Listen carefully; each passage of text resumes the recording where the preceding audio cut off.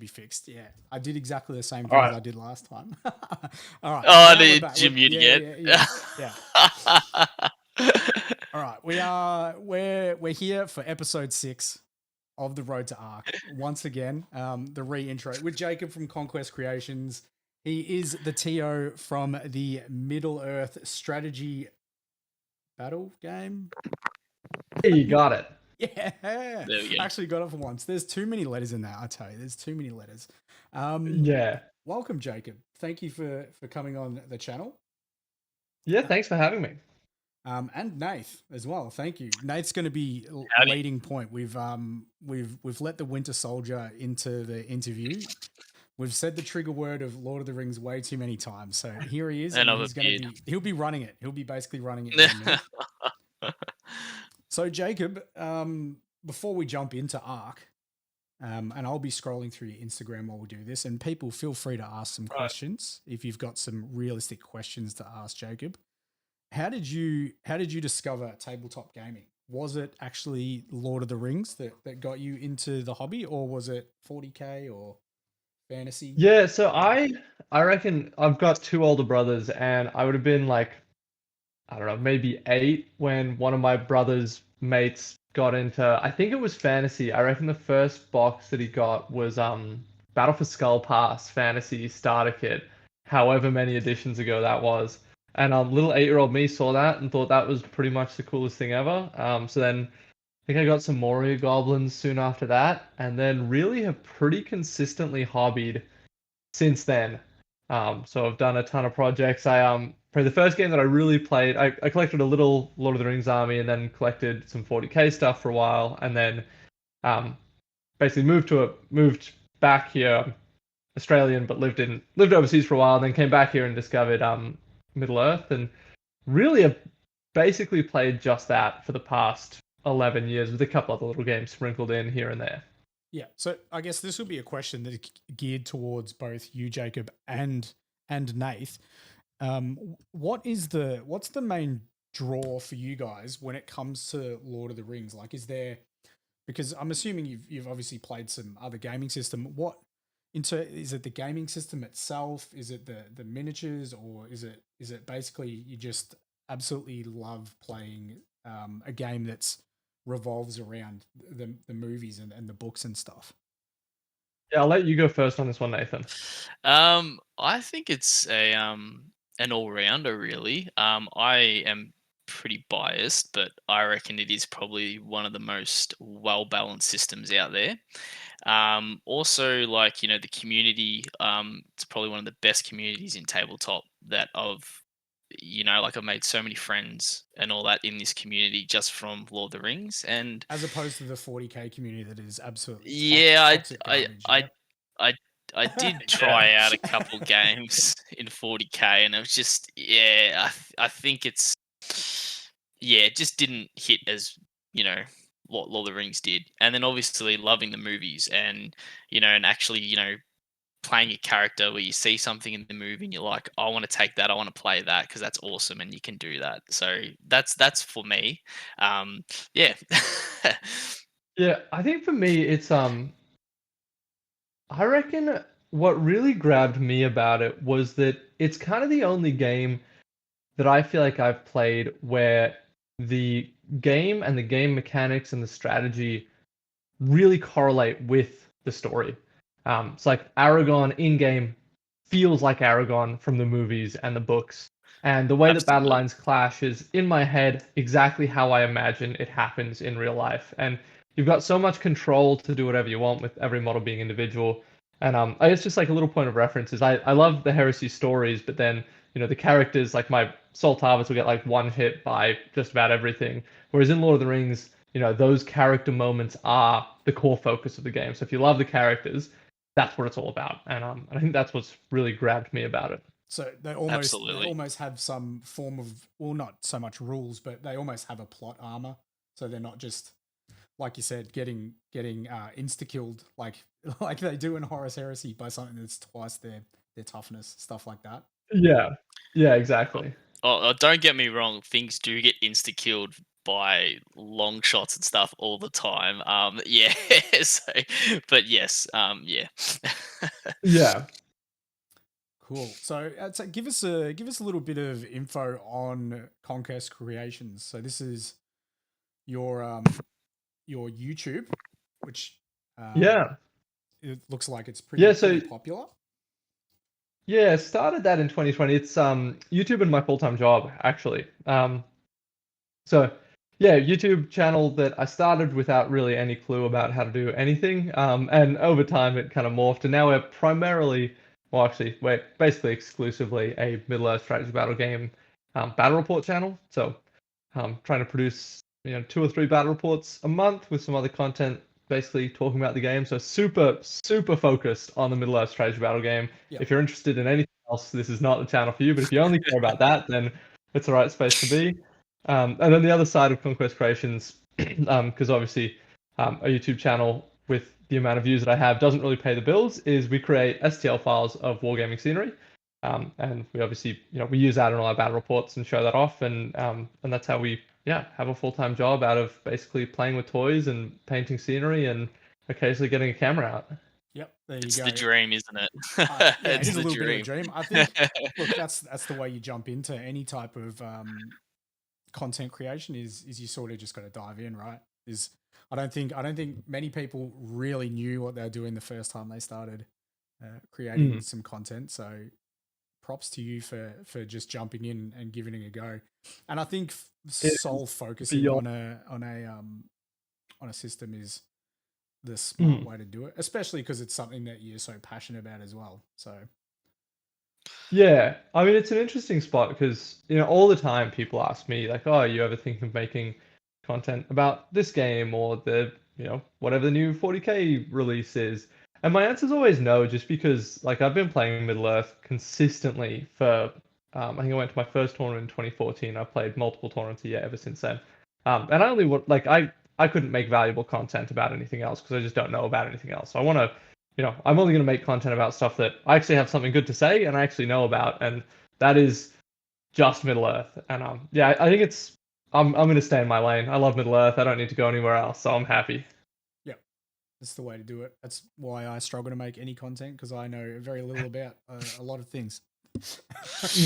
And the scenery is absolutely unreal. Like, photos don't do them justice.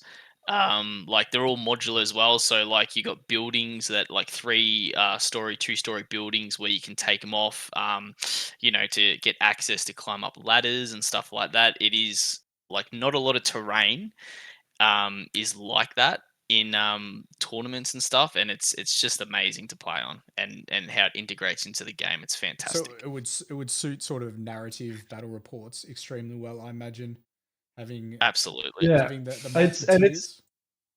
it's purpose built for Middle Earth. As I don't know, as legal as that is to say, probably I think it is. Um, But all the all the doorways are built with the miniatures bases in mind. So we have 25 millimeter bases for most infantry. So all the doorways are 25 millimeters, and just really easy things like that. That when it's all added up, the point of the terrain is to be a part of the game and be as seamless as possible. And there's been games that we played where the terrain's beautiful, but your models don't really work around it, and you make it work because it looks good. But the goal for this is that it looks good and it's just easy to play on. It doesn't get in the way of your game. It just enhances the game. Yeah, Um, that's and the that just perfect comes from terrain, having isn't it? played a lot. Something that immerses you in the game itself instead of taking away from it. Absolutely. You feel like you're there in, the scene that you set. It's amazing. Yeah, I appreciate that, Nathan. it's all good. In terms of competitive side of Middle Earth, because you're obviously TOing the Arc event. That's why we're here to mainly promote and talk about the Arc event itself. So, and Nath, you go to a lot of competitive events. What, in terms of, I guess, how serious do people take it? Do you know what I mean? Like, is there, and it obviously wouldn't be comparable to the 40K events in terms of people taking it that serious. I wouldn't imagine. Oh, I feel like, well, Jacob also runs two of his own tournaments a year. I think it's Triumph and Battle Harden, if I'm Yeah. correct. And I feel like in Victoria, they're probably, Battle Harden is probably one of the more competitive ones. And Triumph is probably also one of maybe the competitive ones from the lower points for lists. But there's so many tournaments and that going on that there's only really a couple a year where you're like, some people are like, I want to do a good list, or not so much a meta list, but I want to do well and try and see how well I can do with this. All the other tournaments are kind of like, it's a tournament, but it's not a tournament. It's kind of like you go in there playing games with mates, and people bring most of the time themed like lists and you know, lists that you would think, oh, that might not do so well, and just see how well they can do with it. And just, yeah, so that's my experience with it. What do you reckon, Jacob? Yeah, I think you really nailed the point with there's a lot of players who they'll bring an army that's super themey and really nicely painted and unique in their own way. And it's not necessarily about for them winning the event, it's winning the event with this army. I think Yep. is something a lot of people take pride in. And I don't want to sound like we're too like airy fairy nice to each other because there's definitely enough people that take it really seriously. Yep.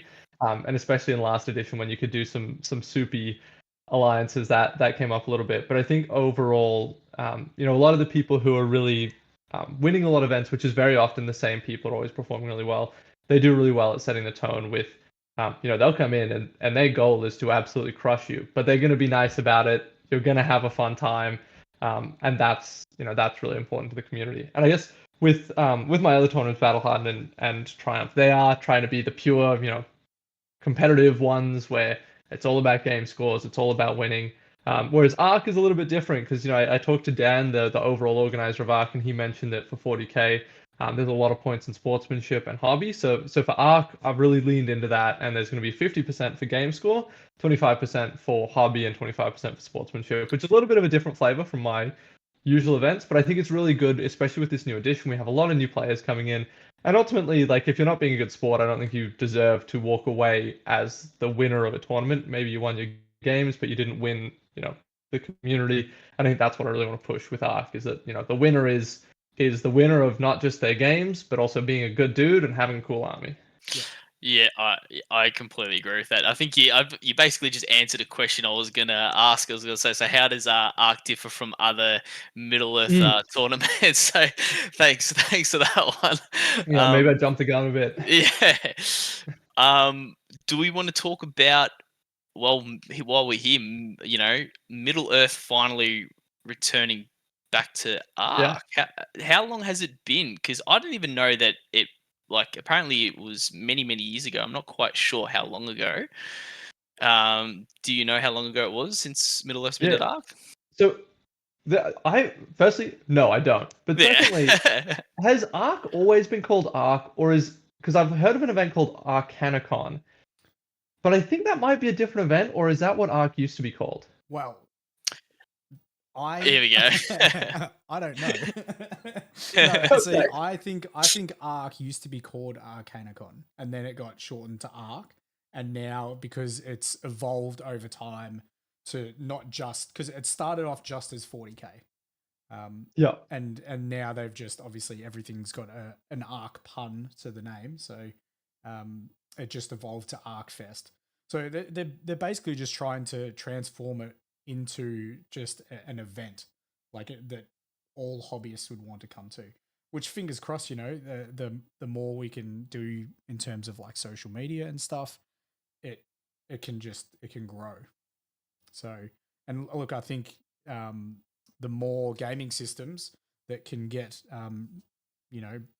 booked out, like all the numbers getting filled, then it just makes sense. Like, because they've got room for more events and more systems, but it's whether or not you can fill the numbers. So yeah, how are the numbers for the Middle Earth? Are you? I was just about to ask that. How's the numbers going? Let me check. It is a little bit hard because it is a 2-day event, and yeah, normally the 2-day events, obviously people have life commitments and all that sort of stuff, so it it would be lesser numbers than what I think, but I really hope we can really push the numbers for Middle Arc. I really hope Yeah, so. so we are at 40 tickets as of today. Amazing. And what was the Pretty good because we've still got a couple what were you months. hoping to sell in terms of tickets?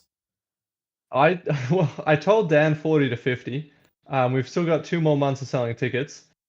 So at this stage, I'm really hoping, that 60, 70 mark seems pretty doable. I've got a lot of advertising to do for it, so anyone in any Facebook page, get ready over the next couple of weeks to see too many posts from me about too many things.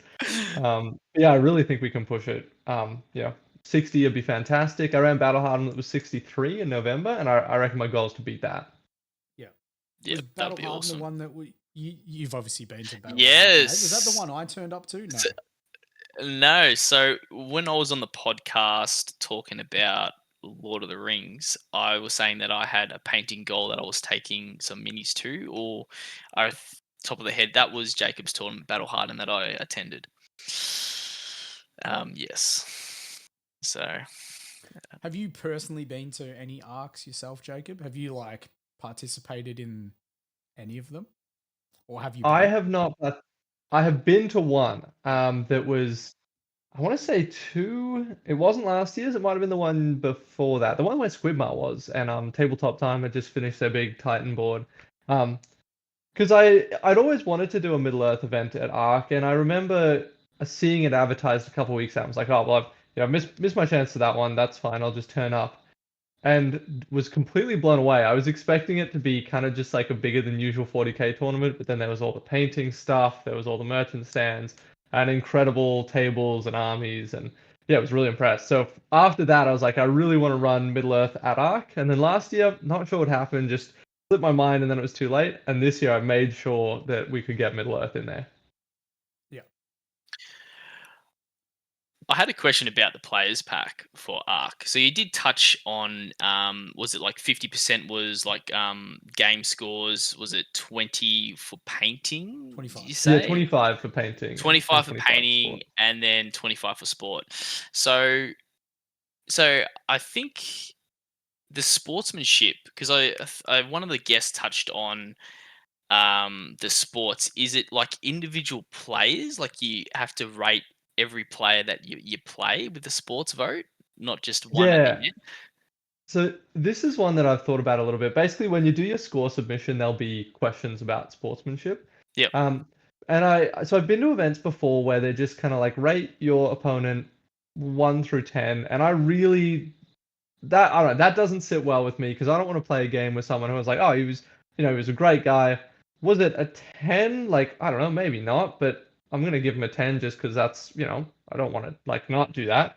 So I'm gonna do the sportsmanship a little bit more nuanced than that. And I'm an engineer. I do a lot of software, so I'm gonna maybe make it a little bit over the top, but hopefully simple to enter scores. So there'll be a lot of questions. Just like, did your opponent know their rules well? Did your opponent measure correctly? Was your opponent there on time? Did you finish around on time? Like all those ancillary questions that also contribute, that are hopefully a little bit easier. So it's not just give someone full marks all the time because we're friendly, but there's some more discreet yes or no stuff. And then just to make it a little bit more software and complicated, I'll basically run everyone's results through this script. And if one person rates everyone the best, then it scales. So not everyone can be the best. So if, say for example, I voted every one of my players as the best person in the world, well then that would kind of reduce my relevant score. So I feel like that's it a might get too trouble. complicated. Yeah, I feel like everyone in probably the community, because we all like each other, would rate everyone 10. So Yeah. yeah, that stops that problem. That's a little but bit of the Uber sort of thing where it's like, oh, you better give me 5 stars. I was awesome, wasn't I? But yeah, and I don't want that because that's so realistically, weird. Yeah. realistically, every game you play is not really a 10 out of 10 with your opponent. You'd like, But this is the thing. You'd It like kind of for is, it, you'd though. like for it to be like it's in a fantasy world. I'd love for every game for me to walk away and be like, man, that was awesome. But But Yeah. that's the thing. Like the games that I've had the most fun and all that, I've lost. and all that. So it's like the most it's very subjective in a way, but every I think it's just a bit biased because every game I play I usually have a blast. Win or Yeah. lose doesn't matter. There's only like maybe those little 1%ers we like, okay, it is what it is, but And generally, I yeah. have been to events where I'm like, every single game I played was an absolute banger. Like Yeah. that's happened a few times, and I really want to let that be in the scoring. And I don't know, I might be overcomplicating because also ultimately it's just making sure everyone has a good time as well. So it doesn't necessarily have to be this perfectly mathematical thing. Yeah. With- And on the sorry, go on, Judd. You go. With your players pack, have you got some custom scenarios that you've created? Because the 40k one's doing their own custom scenarios, which I don't think get released until the day. Ooh, okay. So with Middle Earth, we're in a little bit of a weird spot at the moment because the new edition came out in November, Which and looks phenomenal, it came by out the with way. 6 Like I'm scenarios. not the biggest fan when it comes to the Lord of the Rings stuff, but those new models that are coming out and the ones they're redoing, they just look so nice. Oh yeah, yeah. Like the improvement is huge. I just want them to do it to everything now, which Yeah. is tough. There's so many Um, old 20-year-old models that you just like the Warriors of Minas Tirith that are like 20 years old and they're just like, like this. And it's like, oh, I really wish they did like a 24 plastic pack, what they did with the Rohan and the Dunlin, and just do some resculpts just to freshen up the range. I think they would find new players look, we know they can't do it as a company. They can't just update everything and just be like, everything's updated. It has to be like that.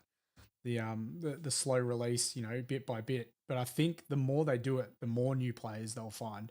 Because I personally, because I'm a painter, I like to paint with the premise to game. But like the models have to be nice. Like I'll never go back to painting a firstborn space marine. I just can't. The older sculpts, I just can't do it. So I'm very picky with where I spend my time in terms of painting miniatures. So I think the more they do it, the more new players I think they'll find for sure. every single 40k release that is an absolute banger makes me like, I see why 40k is so popular because holy shit, those Emperor's Children look so cool.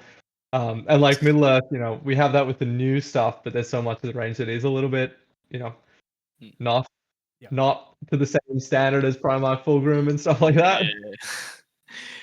But going back, touching on what Jacob was saying about, isn't there only 6 scenarios that have been released out of 24? Yes. Yeah, so Games Workshop, in the rulebook, it says there's going to be 24 scenarios when the match play guide comes out. That hasn't come out yet, and I was expecting it to already be out. I presume we've got an announcement coming in the next White Dwarf, which hopefully has some information about that.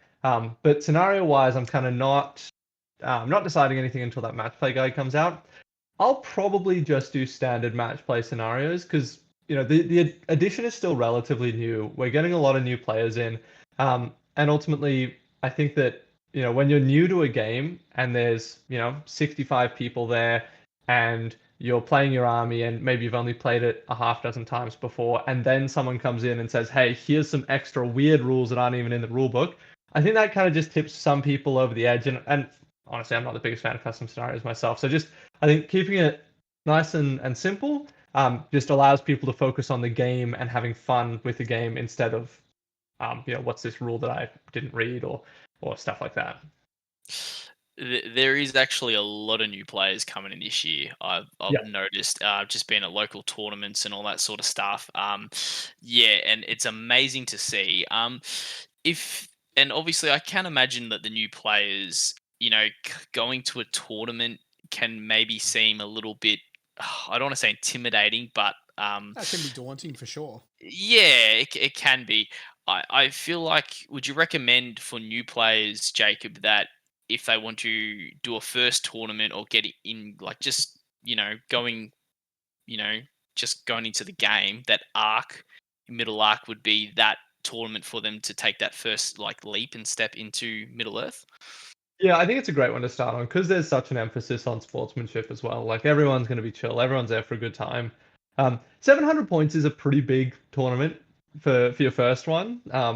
So I definitely recommend, having a few practice games, and we've got heaps of really open communities that are super easy to come in. So if you are thinking of coming as your first one, just send me a message, send Nathan a message, and we can plug you into some of the chats of, there's several places in Melbourne where there's basically weekly games happening.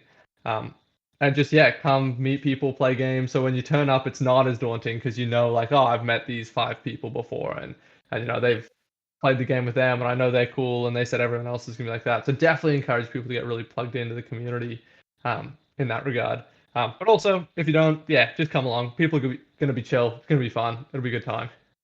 Yep. So it is 700 points. So touching on that, so you actually can bring Smaug. Yeah. You can bring Smaug the dragon. He is 700 points. So now you can actually bring him, which is kind of insane. Yeah. Would there be any banned models, I presume, for the tournament or anything like that, or anything banned that you're just going to be like, no, I don't want the trouble, I don't want to deal with that. It's supposed to be, a friendly tournament. I'm definitely not gonna ban anything. So there's a 2-part answer. The first part is no, I'm not gonna ban anything. People have their toys, they've painted them up, bring them along. I'm not gonna tell someone not to bring something that they are excited to use. Obviously, playing with models like Smaug can be, I don't know if you probably don't have the context on it, Judd, but imagine if someone brought a Warlord Titan to a game of 40k, and you're like, some armies might be able to deal with it, and some armies you might be like, shit, I'm gonna spend the next 2 hours dying. So Smaug's a little bit like that, but or 5 minutes. Or 5 minutes.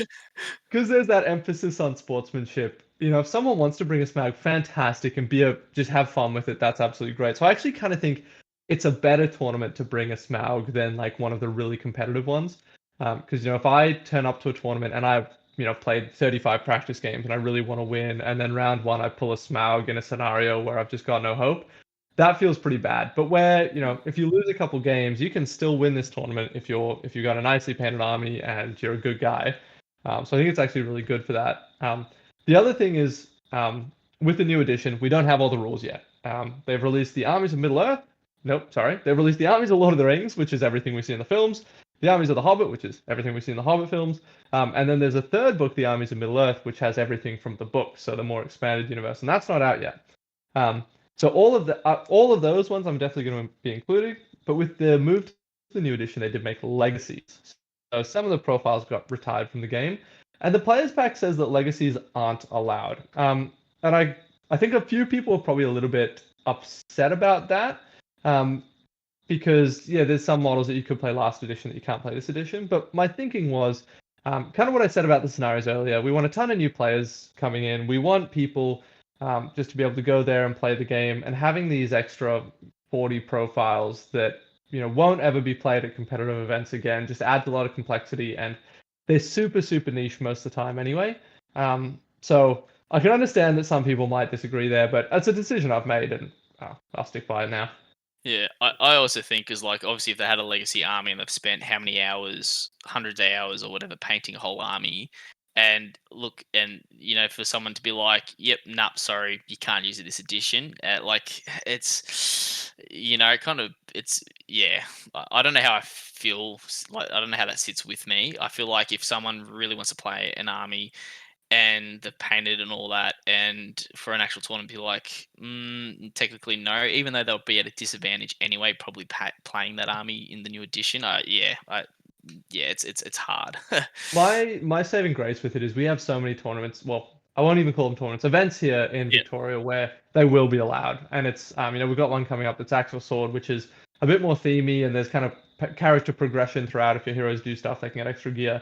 And that's where legacies will absolutely still be played. And events like the Silmarillion, which is one of the biggest events here in Victoria, that's very much a narrative event. They'll always be there for that. I think that they're just a bit of collateral damage here with Arc, and like they wouldn't be allowed at Battle Hardened, for example, which is trying to be more competitive. We've got our first comment in chat as well. It's from Starzy Rose. It's more of a statement than a comment, and it says, "Let me play more than once a year, little net." What's that in Yeah, regards well, to? we've already done one game of Middle Earth this year, so we'll see if we can do it two games, and yeah, we'll try and do some more games. Are you That is Anastasia for who people do not know. That is my partner. So, and you only let her play yeah. one game a year? No, yeah. It's pretty poor form on me. Yeah.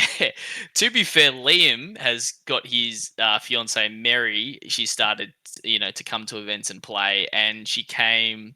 What was it, ninth I think at the ninth or 10th last ninth or out of 10th 50. out of 50 players the other weekend. As for a first proper tournament, I think it was absolutely amazing, and I think that's because Liam's heavily involved in the Middle Earth community, and she's always seen there, and seen his hobby and how much he enjoys it, and I think that's something that they are now kind of going to share and all that. Now she's coming to events and she's having, so much more fun and all that as well. So I need to up my game, I think. The the funny part about that as well is that I don't think that Liam has ever gone like above the top half in a tournament ever No. before. And then his fiance comes into her first event and comes top 10 in a 50-player event. Yeah. Yeah, that was it was awesome. Such a great tournament, and yeah, she did amazingly well. So yeah, no, good job, Mary. What makes the Middle Earth community so good? What makes it so much different to other communities? That's a tough question. So to be fully fair to everyone else, Or obviously do you we have the think best community. do you think it Yeah, ties into obviously, yeah. do you think it ties into the gaming system itself as well? Yeah, I think there's a lot of players that are in the game purely for they like Lord of the Rings, and I think that just little bit of selection bias really chills people out, where people are there to play with their favorite characters, not necessarily there to play to win all the time. Yeah. And I also think there's just been a lot of people who've been in the community for a long time, and because it's been a small community for a long time, there's a while where it wasn't super supported. And then really the people who carried it through that had really good attitudes about the game, and then everyone knew who was coming in. Was playing against these people who were great. And then, when I first started going to tournaments, I met all these nice people, and I was like, oh, this is how you do wargaming. And then have hopefully spread that to everyone else. And I think the guys that I'm gaming with all the time, I think are really big champions of the community. Where introducing new players and being chill and fun. And I think that's a really kind of grassroots starting point that's then spread because everyone's been introduced to the game in that capacity. Do you think because the community is probably it is smaller than the 40k community? I think because it For is so sure, yeah. small, it's a bit more of a deterrent for being that guy because word gets around pretty easy. You don't want to be known as that guy, so you probably won't find too many games because the games are so limited. So it's probably Yeah, and it's a pretty tight community. Like, I don't know, the guys that I'm usually gaming with, we're seeing each other every week, and there's, a roster of like probably 8 of us. And I know a lot of people who are like that, where they play with the same people every week and are really close. And I've found, and I don't know, this might not be correct, is that there's not that many people that kind of come to one event and then disappear, or maybe there's a few, but there's a lot of people in the community. Like, if we went and we surveyed everyone at a tournament, the average player there would have been to 10 tournaments, I reckon. So it's really mature in that regard. It's more so where you go to a tournament and you do not see someone there, and you're going, "Oh, what happened to like where did he go?" Like, I think one of the tournaments just gone recently, the he's Mountain Goat Gaming one. probably been playing enough games with his misso. He disappeared, mate. Yeah. Yeah. Thomas. He took a break for about a year and a half, and he returned. He always had that. What is it? The Haradrim and all that sort of stuff that he always like won best painted, amazing painter. And yeah, he just kind of took a break, and then he came back. And we're like, oh, you're back, and he's like, yeah. I think he just took a break and just going to come back. Start. Returning, playing games and all that sort of stuff. And I was just like, I was so excited because I was like, oh, he's coming back because he just, people drift off and all that sort of stuff and life happens and all that. But he was a good player, so it's good for him to come back to the community and all that sort of stuff. So yeah, that's exciting. I think we also have a ton of players who they're new players, but really they played when they were a teenager, and Yes. now 12 and a half years have gone past, and then they were moving house and found a box of minis and heard there was a new edition and have come back. Like there's dozens of people who I reckon fall into that category. I've heard so many stories like that where they like pull out the old Mines of Moria box set and they got the gobos and they're like, yeah. Is the gaming system itself an easy one to learn comparatively to other gaming systems? I reckon the slogan that they always say is easy to learn but hard to master. Yep. And I think that's a really, really good way to put it. I think that it's the core mechanics are pretty straightforward. And you can start with really straightforward armies. Like obviously some armies are much easier to learn with than others. But the amount of depth and player agency and skill that goes into winning is massive. So it's easy to wrap your head around the rules. It's really, really hard to then translate into that into winning. Yeah. So because people can. Speaking of winning, Nath. Yeah. Your list. Chat to us a little bit about what you're going to be taking to Arc, because Nath is going to be competing at Middle Arc. And are you going to win? Is that your plan? Absolutely not. Okay. I feel like I don't go to tournaments to win. I go to tournaments to have fun. And definitely not going to win. However, Breaking the Fellowship did get a little buff this edition. So that is the list that I'll be taking, is Breaking the Fellowship. For people that don't know, what is Breaking the Fellowship? So after, in the first movie where Gandalf, falls down, fighting the Balrog and all that, the Fellowship loses. He earns all the XP. Yeah. Yeah. So this is just after that time where they've just lost Gandalf and they're going to Lothlorien and they bump into Haldir and the Wood Elves in the forest. And so in the old edition, you can not used to be able to take Haldir and the Wood Elves. You only could just take the 8 members. But however, this edition, they've brought in that you can now take Haldir and some Wood Elves. So I've changed my list around a couple of times, and I was going to take like a banner and some extra spearmen, but I'm like, and not take Sam. And I'm like, well, I can't have all the other members and not have Sam. I feel like that's, I have to have the whole package. So I've got all the members of the Breaking the Fellowship plus Haldir and 3 Wood Elves with Spear. So yes, I've been painting them for the last 2 months. I've really tried to make this the best minis that I've ever painted. I've really tried, took my time, putting 110% effort in this, and they're all pastel colors. I love pastel colors. Anyone seen the Road to Arc thread on our Discord will know. Anytime you see any pastel colors, they are typically painted by Nath. Absolutely. So I do love kind of the standard kind of color scheme, but with a twist, for example. So like Merry and Pippin, I've given like Merry a bright pastel yellow cloak, instead of his yellow little tunic, and Pippin, I've given him like a bright pastel blue cloak and all that sort of stuff. And Boromir's got like 3 different colored rainbow arrows that Lurch shot, that's in his chest.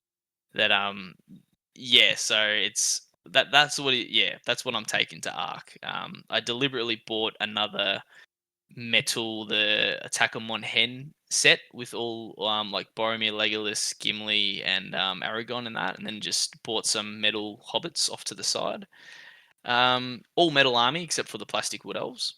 So it's I'm almost there. Just got 2 models left to do. So I'm very excited.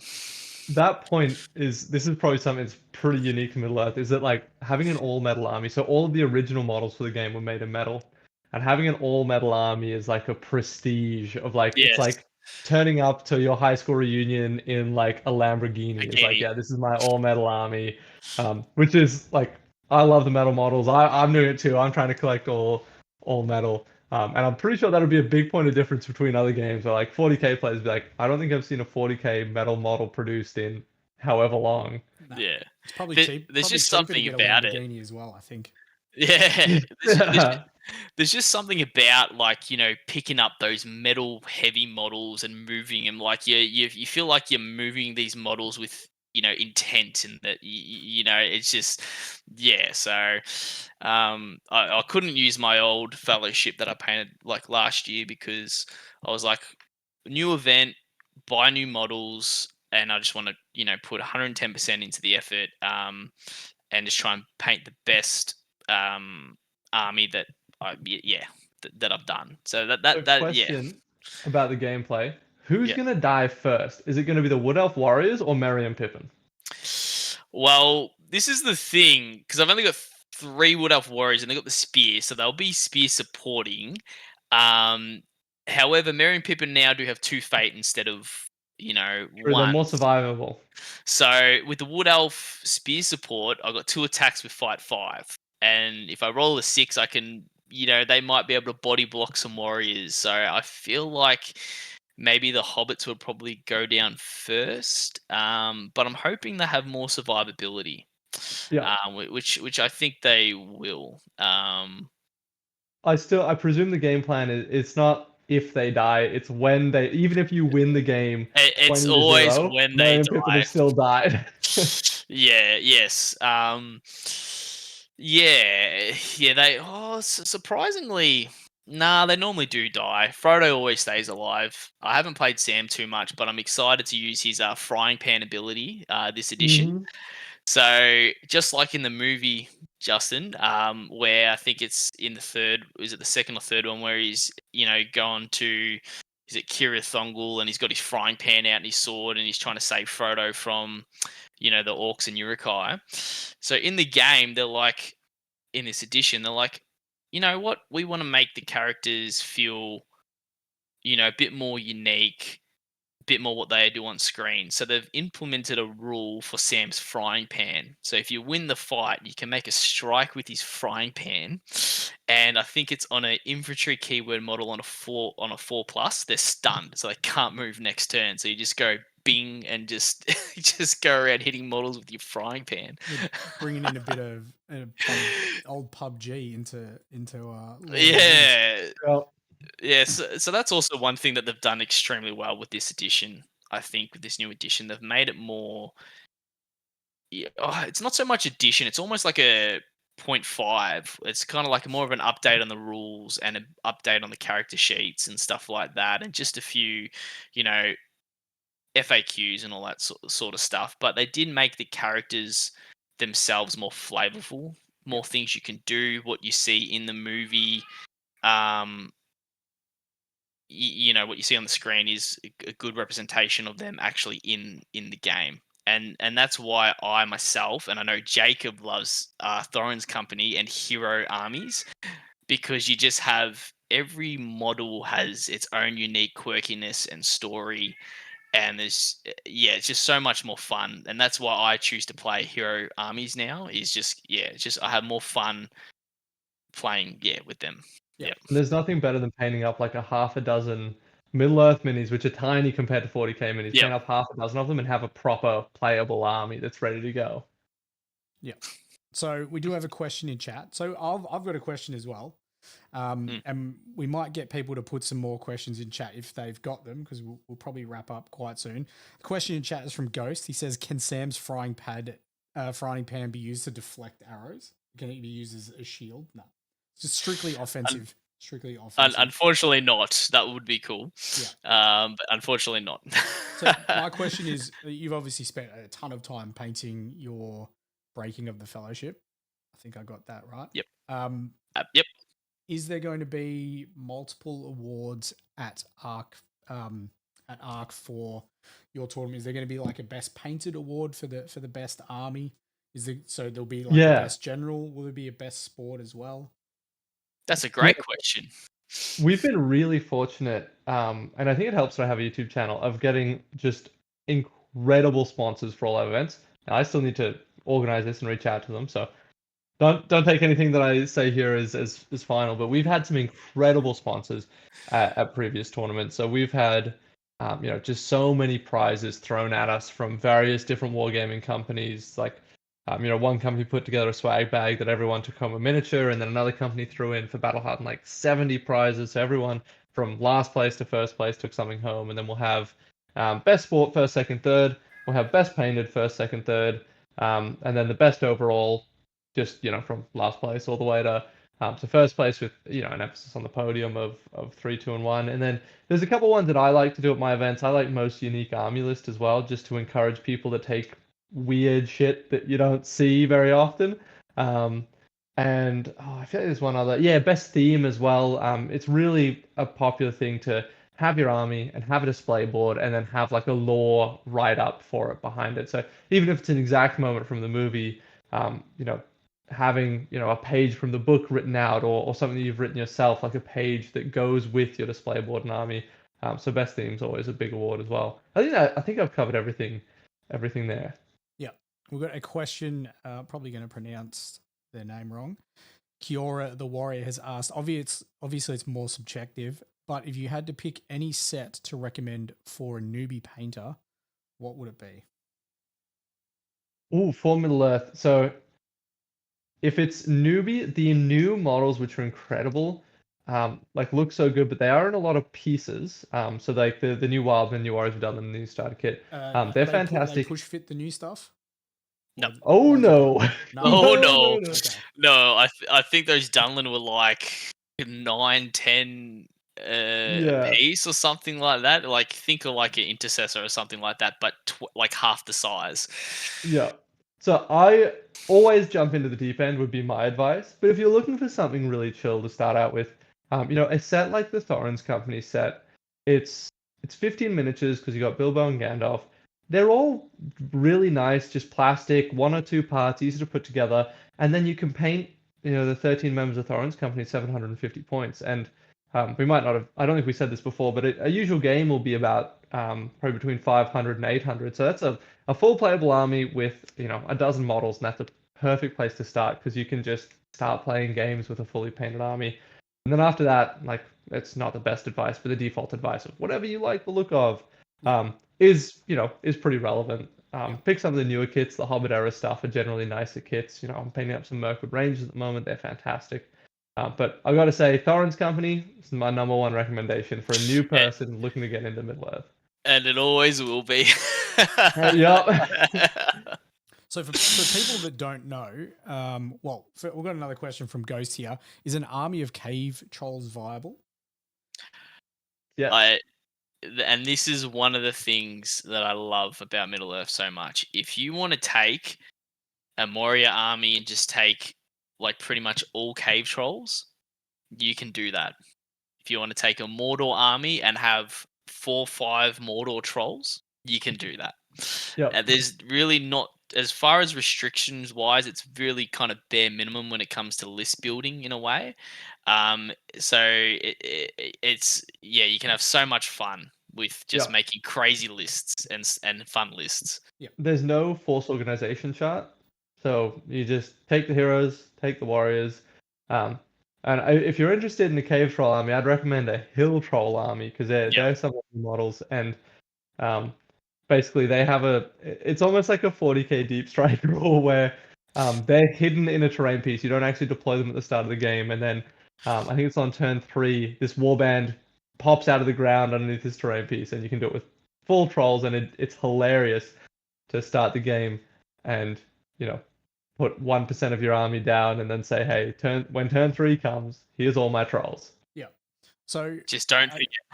it's probably a difficult question to answer, but hypothetically, if there was a force organization chart, and let's just use, I don't know, the new boxes as an example, because it seems like there's some infantry on foot. It seems like there's some cavalry in there. Seems like there's a few heroes in there.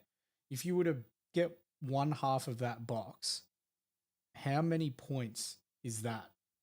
So how many points would they have to add to it to get that like 800 points? If you're looking at a sort of a balanced type of list instead of one of these like thematic lists. If you're like, I want a bunch of the soldiers, I want a bunch of cavalry, and I want some really cool heroes, how many models are people looking at? So you're looking at, for 700 points, you're probably looking at about 35 models on average. With the new starter kit, each of the armies in that is about 400 points, plus or minus a few points with how you kit them out. So 400 points in there. So they're a really great starting point, especially for Rohan.